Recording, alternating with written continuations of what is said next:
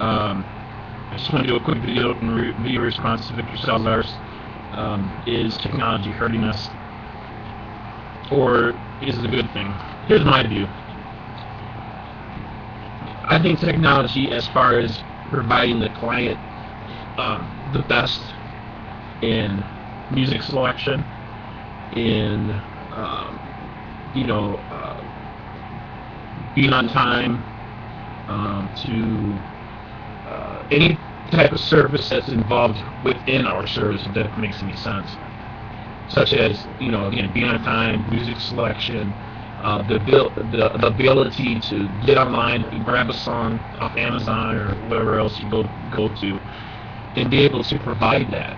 There's times where they decide to switch a song at the last minute on me, and if I didn't have it, I'd be able to jump on Amazon or some of these other sites to be able to grab that. And back in the days, using records, tapes, CDs, couldn't do that. Even when you were able to make CDs, it took a million years to burn a CD. So, sorry, it's my cat. So in technology, or in the client's view, it's a good thing. And the only bad thing I do not like about digital DJing, so to say, not digital DJing, MP3 DJing, is that if the power goes out, you gotta wait for everything to kick back in and blah blah blah. Before, back in days, if you had turntables or cassette or whatever, it would just kick back in once the power came on. It's a little different now, unfortunately. But technology itself, in the client size, I think it's the best right now. Can it be improved? Of course it can. You have a hard drive go out, you're totally messed up, unless you have, of course, extra backups, just in case, which is very, very important. We've talked about that a million times. But in our eyes as DJs, some of us may look at it as, I remember back in the days when, to get the flanger sound, we had to have two records, or the airplane or jet sound, whatever you want to call it. Things like that.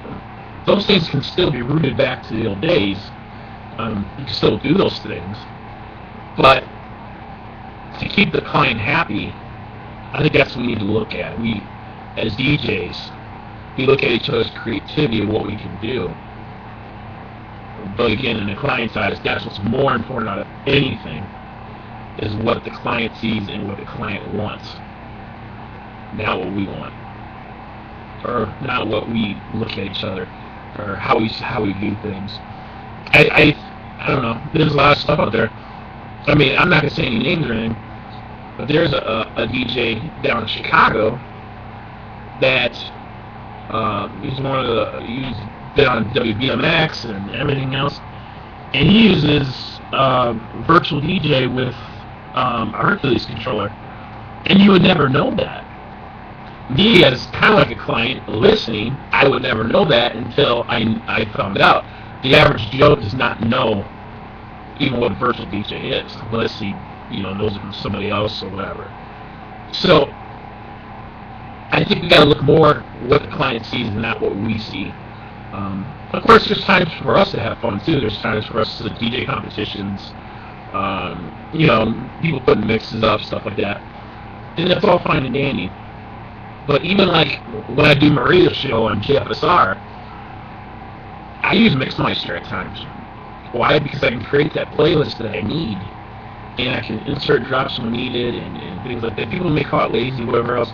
There's still work involved. I still got to make sure, beats are in line. If I'm doing a mix session, I got to make sure beats are in line. You got to make sure it's going to sound right. Things like that. I mean, people kind of misunderstand about Mixmeister, and it's been a great tool for me.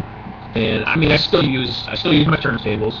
I don't ever post really anything on my turntables, but I just don't think there's a need to right now. I just haven't had the drive to do it realistically. I have a control. I have an M-Audio controller. I got a Denon controller. So I mean, I can do these things, and but hey, if it's gonna help me provide the best for my client, that's what's more important. So that's just my input. And Victor, good job on putting this video up. Very good topic. Practice and enjoy.